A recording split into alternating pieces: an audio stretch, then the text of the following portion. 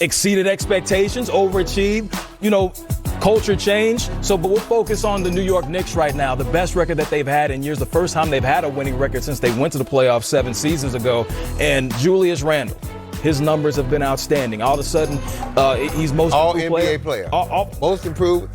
Second or third, first, I don't know which team, but he's on one of those teams. He's a top 15 player in the league, and he's a marksman now, shooting over 40% from three. So all this greatness that has come of the Knicks this season, I need to understand, how are the Hawks going to stop this bull in the china shop who's developed this game? I'm going to tell you this. The Hawks as a team actually have more talent than this New York Knicks team, but this is the difference.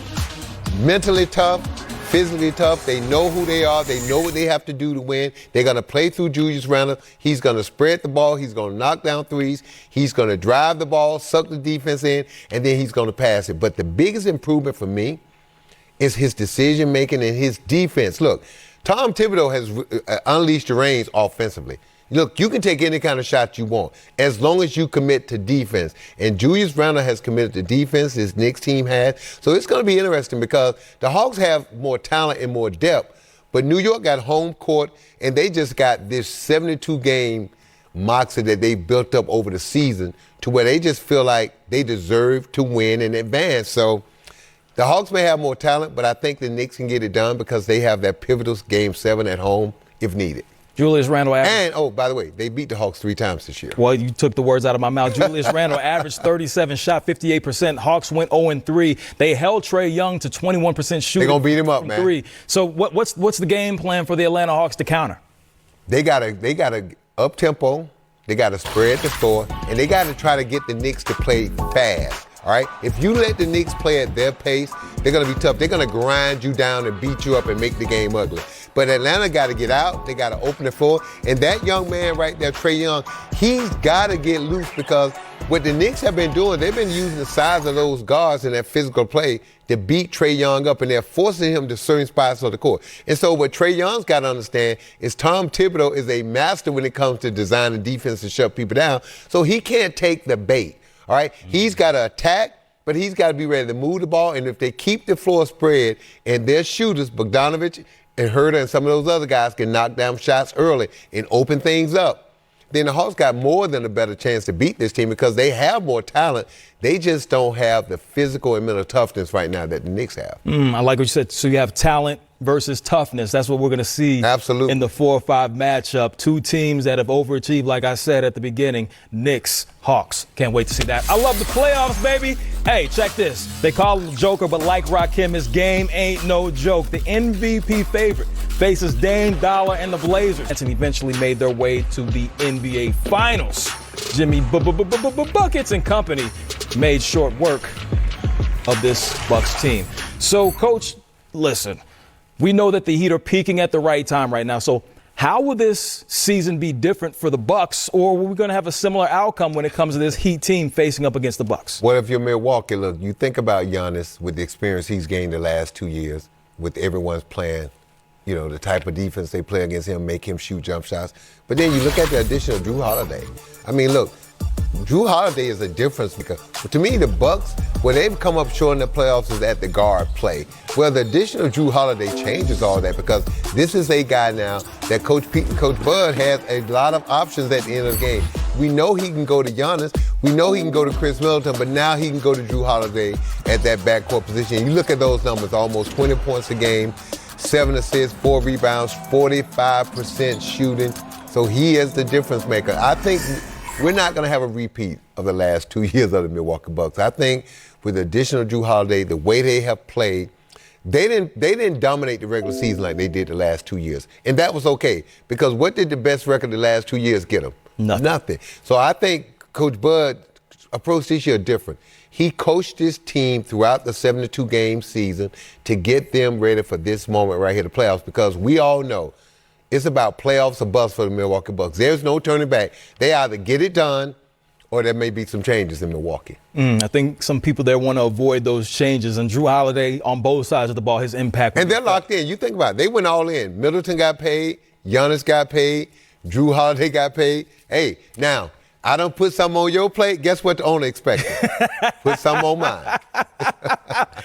Indeed, couldn't be said better. Step and energy that his teammates play with when he's on the floor, then you know you have something special. Anytime you have a guy that affects everyone on your team in a positive way, that's a great thing, not a good thing. It is indeed a great thing. And the Pacers, they have a lot of injuries. Hopefully they can get everything together. Can't wait to see this game take place. But let's move forward. Another 9-10 matchup, and this is the single elimination. We're talking about the Grizzlies and the Spurs. Ja Morant, last year in the bubble, the play-in situation, they weren't able to get over the hump. They went home. So what needs to change this season for this Memphis Grizzlies team to advance? Ja's going to have to play big. Look, the problem with Memphis is they play D, they play hard, and they have that grindhouse mentality. They're nice, they just can't score enough. And the thing with Memphis, if you can, when you play them, if you can get to 100 points before they do, you have a great chance to win the basketball game. But that's a big if because they play defense. When I watch them against San Antonio, the thing that I'm thinking about is, as much as I love Memphis, we're talking about pop, man. Memphis should win this game. They got more talent, they're bigger, they got the young, exciting players like Ja Morant, but they're going against a guy in Greg Popovich, who is one of the greatest coaches of all time. And I just got a feeling he's going to put together a game plan against his young Memphis team that's going to be tough because it's not just going to be about stopping Ja. He may let Ja shoot the ball, but he's going to lock down everyone else, especially Jonas Valanciunas. So it's going to be interesting to see what they do. And then you look at this guy right here, man. He has been, look, he's fallen in love with San Antonio. He's bought into their culture. You know, even though he doesn't shoot the three, look at that, those assists. Almost 7 assists a game. Career high. Yes. 5 rebounds a game, 21 points. And so he's the de facto point guard. He gets the ball moving. But I just got a feeling, man, with San Antonio, they may not have the talent in the youth that this Memphis team have, but, man, they got Coach Greg Popovich and they got DeMar DeRozan, so they have an excellent chance of advancing. Taylor Jenkins, a coach with some promise in the NBA. Could be interesting to see that chess match. Can the young guy get the old head? Yeah, hey, listen, I'm loving the Pit. Average finals in 3 of the last 4 seasons. Still remains to be seen what's going to happen this season as they will participate in the first play-in tournament in NBA history. Russell Westbrook, the Brody, season averages 22, 11, and 11, 38th triple-double. 3rd highest in NBA history, closed the season with 36 consecutive double-doubles. Now Russ, in his own words, on the Wizards' success.